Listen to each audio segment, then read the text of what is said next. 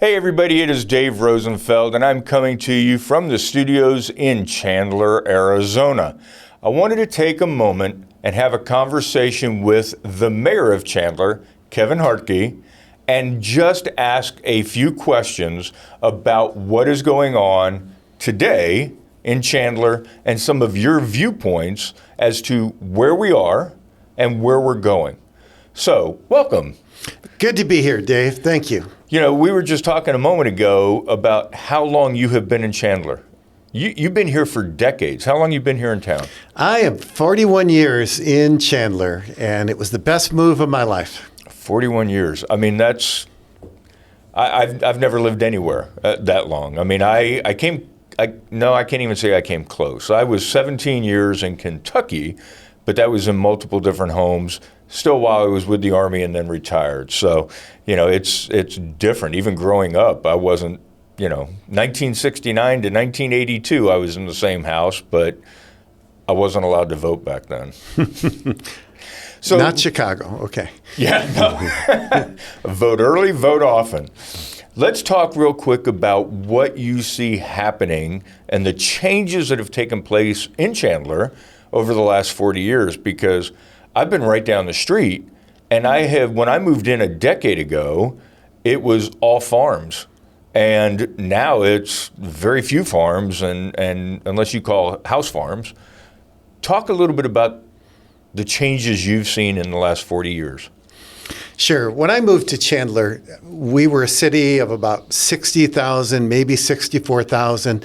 There was a clear agricultural ring surrounding downtown, so it was a bit cooler. You could tell if you were driving any direction that you would kind of hit that cooler agriculture section. We have been hot, not just weather-wise, but certainly economy-wise since then. And I think when I moved here was pretty much the same time that Intel was building. So that was a decision by my predecessors to build an economic base that would fuel the city and allow us to keep costs and prices and fees low. We really needed an economic base. So that really started close to over 60 years ago with Rogers Corporation. And then certainly others have come in, and Intel has been our leader ever since in terms of attracting jobs that have attracted a fashion center and everything else. So let's talk about Intel real quickly since you bring them up.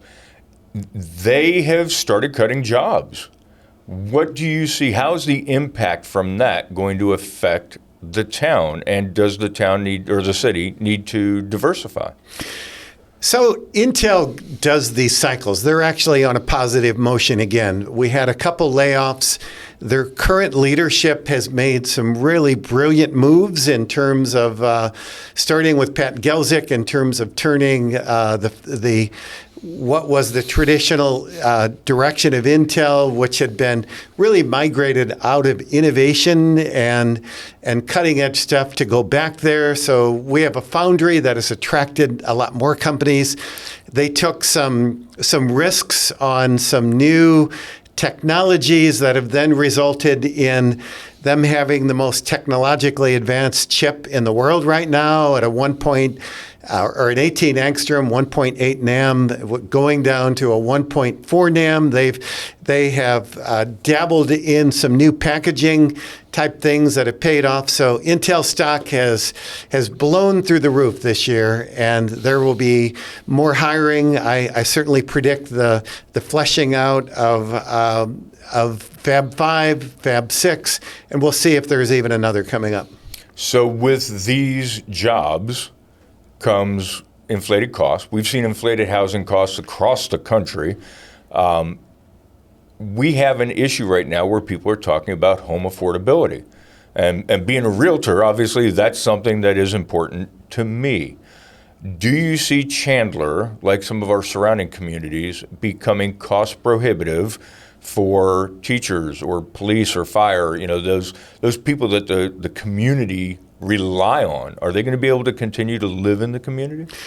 I'm not sure I could afford my house today. I've lived in the same house for 41 years, much to the chagrin of my realtor friends that would like me to move up and around. But that is a fact of a dynamic economy. We are working on things. We've just opened a brand new RAD housing group right across the street from my church, which is housing veterans and seniors. We have and will be leveling what was our public housing area and building some new dynamic sites there that are meant to be workforce and affordable type of housing.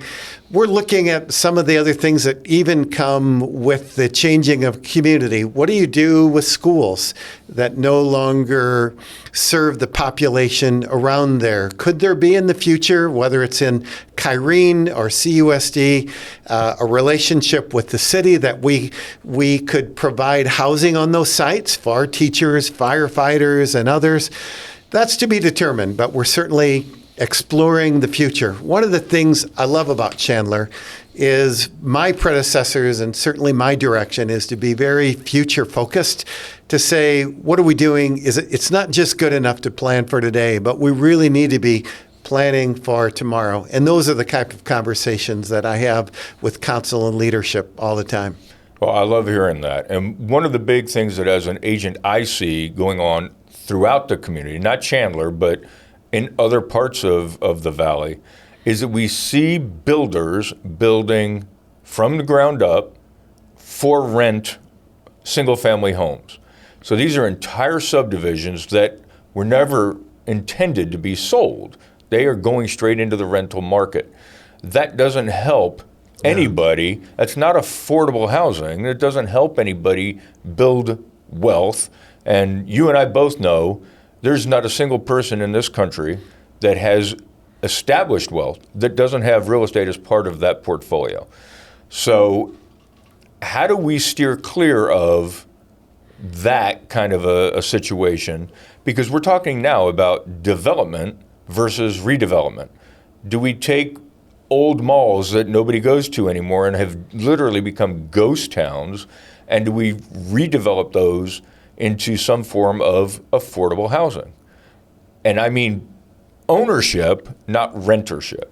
Yeah, I'm a big fan of ownership too, and we have been able to steer a few developments that were planned to be rental housing into ownership, and it took some resolution on council. It took certainly giving some help with them. It's easier to build rental units, whether it's rental housing neighborhoods or certainly apartments. But I agree with you. To build generational wealth, it really starts at the very base level of investing in your own home and seeing that happen. We've had the blessing of being able to experience that.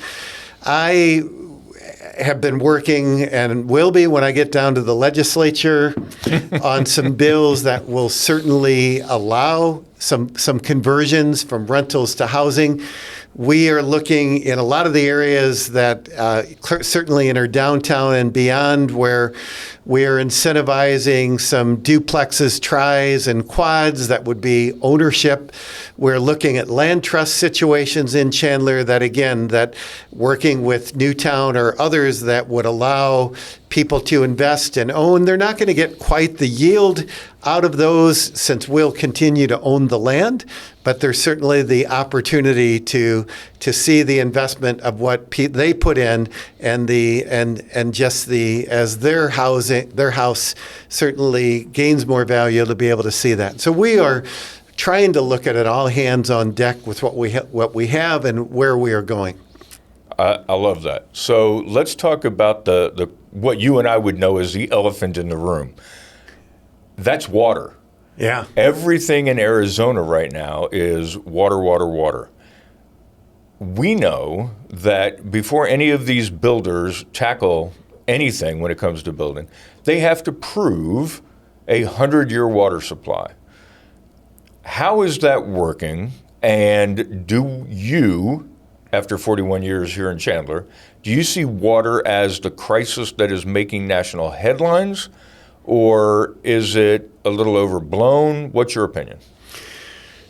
Yes and yes. I would say that we do not, despite what you hear, we don't have a water shortage. We have a cheap water shortage. And what I mean by that there is available water, there is technologies that will allow us to develop and get more water, but it's going to come at a cost. Where we are situated in Chandler and Gilbert and the surrounding cities is really a huge blessing, which is the deepest part of an aquifer underneath us. The entire valley is part of this, but the very deepest part of that is underneath us. We've not taken that for granted. We've been very cautious and other cities as well, because of the 100-year water management, of not taking more water out than we put in. So in Chandler, we have aggressively and actively been recharging. We have maintained our wells through the years when other cities, with the advent of CAP, let their wells go by and now they're regretting that. So it is an issue because it will be costly to acquire more water resources. But I think Chandler's superpower, again, as I'll say, is that we've been future focused. Years and years ago, when others weren't doing that, we were one of the first cities that actually made water deals with our friends to the south, the Gila River Indian community, to give them recycled water, cleaned up, that they could use for agriculture. And that gave us rights to some of their shares of Central Arizona Project. Everyone else says Chandler is crazy.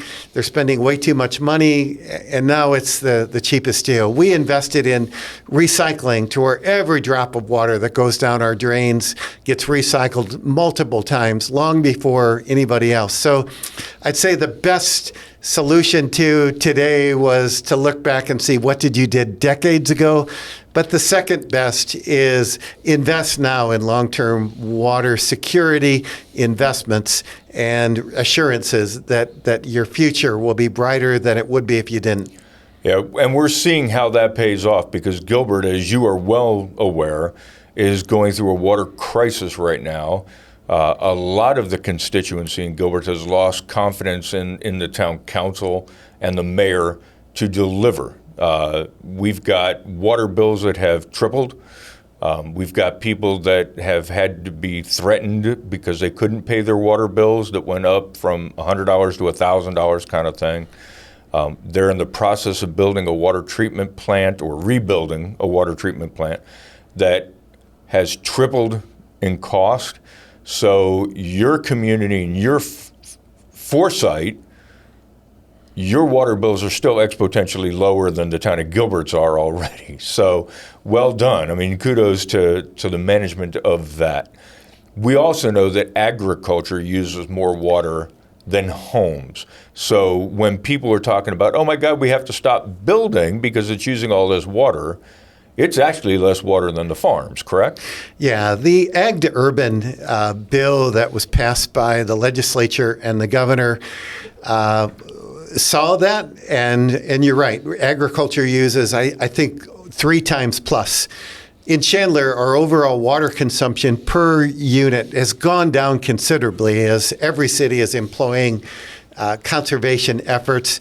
We've been able to maintain our water level rather than see it go into critical modes, but that is because I think our cities see that and even recycle water as a tangible asset that is as valuable as water these days, as potable water. So it really, again, and I do look at my neighbors, and I see that, my predecessors in Chandler had a lot of foresight years ago in terms of economic development that brought tax relief in terms to cities rather than relying upon building and residential to build the coffers, as well as long-term water investments decades and decades ago. That I wish I could take credit for that, but I can take credit for what I'm doing for the future, as is, I think, Gilbert and other cities. The best time, again, to plant a tree is what, 5-10 years ago. The second best time is now. And it's the same with investments in the future.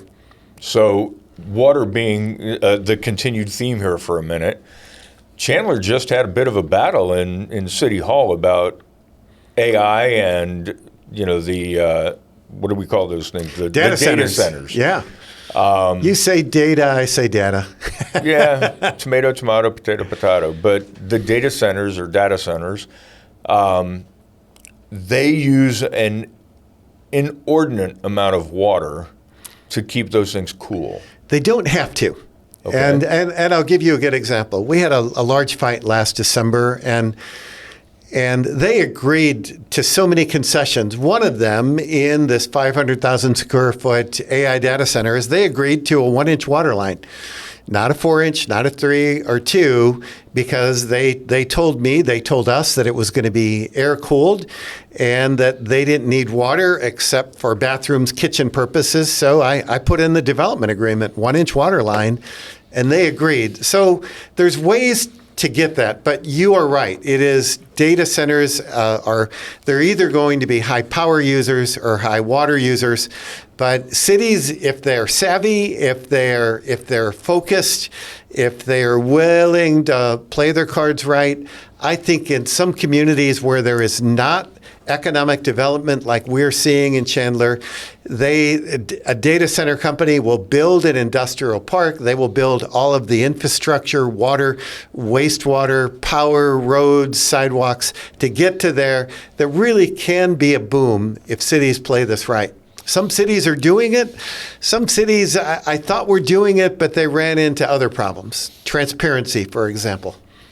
So we know that the community as a whole is what people move to. Yeah. I mean, people love their home, but it's really about community. Yeah. Chandler's got this fantastic historic district down here.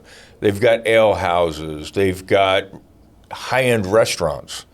And part of that is part of that is the Chamber of Commerce, bringing all of these things together. But nobody can utilize that stuff or enjoy that stuff if roads are crumbling, if they can't get from point A to point B. We have seen, guys, I'm going to sit here and tell you, it's felt like 100 years of construction on the 202. Yeah. And if you haven't been on the 202 lately, it's going from basically 3 lanes to 100 lanes, and we are adding carpool lanes and all of this kind of good stuff. We're starting to see light at the end of the tunnel. Woohoo. But our side roads, our what's the right word? The artery roads, arterial roads. Yeah. Are they in good enough condition that they're going to be able to carry us, or are we in a situation where what it feels like today is that it doesn't matter which way I go to get here, every single road's under construction? There's a lot of things to that. And again, I would say the best solution is investments today, pay off tomorrow. But we're at a weird nexus of a lot of things happening. The freeway, as you mentioned, certainly road projects and widening projects and repaving projects cities need to be doing to keep their pavement quality index, PQI, up there. We shoot for 67, 70%. Which is one of the best measures in the valley. But we've also got all of these fiber companies that are coming in and offering and moving into the neighborhoods. And you can't tell the difference between road construction, between pipe construction under the roads, or our fiber construction. So those all look like the same thing. And one of the things that we've done in Chandler that I'm really proud of is that those things will happen, but we made a decision that there's no way that people should have to be impeding traffic if they're not doing active work. Now, I can't affect the freeways with that, but in Chandler, you don't see cones up overnight like it used to be. We told them, we're not going to wait for you. If there's nothing going on in this project and it's just not convenient for you to take them down because you're elsewhere, we're going to charge you. And so we started finding these, and there was an immediate result. Is work continues and the cones are up, But at night, they take them down and they move them off to the side and they'll put them up the next. So I think our residents have even enjoyed that little bit of relief, because if you're already upset that there's so much impediment, the worst thing then is to be looking around and seeing all these traffic cones and barriers up and nothing going on. I got to tell you, I didn't know that. And it's not something that I would say I was conscious of. So that information right there, that's wonderful. I love hearing that, because it also forces them to say, if we continue to work, we don't have to take these things down. Yeah. And nobody wants to hear a jackhammer at 2 o'clock in the morning. But we also don't want to have to go from 3 lanes to 1 lane. And like you said, there's literally nobody out there working. Yeah. So I think there used to be sections where it could be a week where you were wondering, why is this lane still blocked? And you rarely see that in Chandler. Sometimes there are things you don't see. You might not notice a large steel right. plate because they're replacing a water main or a manhole or wastewater lines underneath, and those are a little more complicated than just putting fiber underneath the road. All right. So I'm not going to keep you here all day, because I know you do have an actual day job. Oh, I could talk about Chandler all day. This is my favorite topic. Let's talk about what you see that Chandler residents are not paying enough attention to. What is it that you feel really needs to be highlighted and get the town's residents more involved in? I would say in Chandler, but in every city, there are opportunities to serve. And we say, and I know in Chandler, and I'll stand up for other cities, when we say, please speak out, we mean it. Whenever we do a project, a development thing, there are opportunities for residents to speak. We just finished the 6th round of a program I started in Chandler called Chandler Civic, that takes a class of 25 people, teaches them everything that how the city runs. And I look at them as part of Team Chandler, that they know better than 95% of the residents how a city runs. But I would hope that residents would find opportunities to get involved in boards, in commissions, in speaking up at council meetings, and getting involved in programs like Civic, so that they better understand and also can better disseminate good information.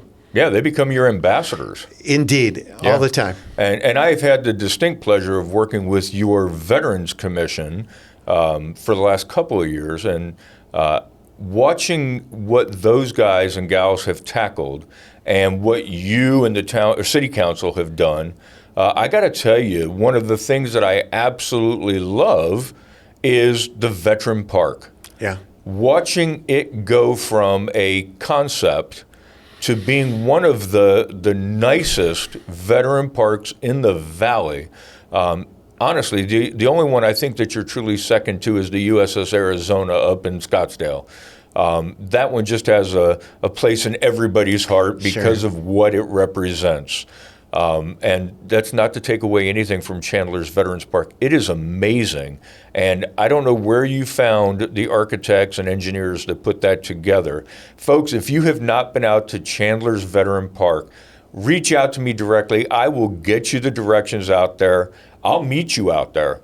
But it is an amazing park that truly speaks to the heart of the veteran community of Chandler. So outstanding. And it's been a point of pride to stand up. And thank you. You were helpful when we were looking at starting a Veterans and Military Affairs Commission. And we looked to you, we looked to other cities, Gilbert, and said, how do we do this? And it was quite helpful. And that's one of the things I love about Chandler and I love about our cities is I'm excited that Scottsdale's got great services. I'm not in competition with them. Right. It serves our community. It becomes a point of pride for them, a point of pride for us. So let's talk about one final thing. You are terming out as the mayor of Chandler. Two-part question. First part, what do you feel is your greatest accomplishment? And what do you see moving forward for yourself? Sure. I'm going to pick two things for greatest accomplishments, but they both come back to saving the taxpayers' money. Is that when I became mayor, we had this huge hole called unfunded public safety pension retirement debt, PSPRS, and we were way underwater. And that then meant that we were paying an incredible amount, millions of dollars in interest every year. So I was able to work with our council and keep us focused to where we paid that off. We took one-time dollars from construction projects that were going on in Chandler or other types of things, and we literally paid that off. We well into about $200 million of unfunded as it started out at this number and it kept fluctuating. We didn't cause it, but we had to pay it to make sure that our police and fire, their pensions were secure. Well, it took all the time of my mayordom to be able to pay that off. And we save $11-12 million in interest a year. We still make the payment. So saving those taxpayer dollars has allowed us to do other things. And then two, starting with social services, bringing to Chandler a program called I Help Interfaith Homeless Emergency Lodging Program that has helped those who have fallen into homelessness, regardless of why, to work with nonprofits and run a program that if this was a federal program, we are able to run this a dime on the dollar through one of our local nonprofits, Ascend, providing dignity, quality programming, and passionate volunteers who are faith-based that just love people and love homeless people to help them. We have helped literally thousands of people who had experienced homelessness in Chandler and the region now find a better present and future. Okay. Now, part two of the question, your future. There's signs on the road right now that still have your name on it. We Sure. know it's not for mayor. Talk a little bit about that. You know, being a mayor is an honor of a lifetime, and it is unique. The variety of things that I get to do. I've termed out and I've learned a lot in terms of how to get things done, of how to be future focused, of how to work with people across lines, of how to put your ego to the side and focus on serving your community.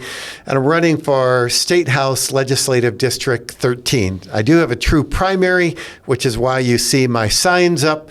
But I look forward, Lord willing, my community helping to get through this.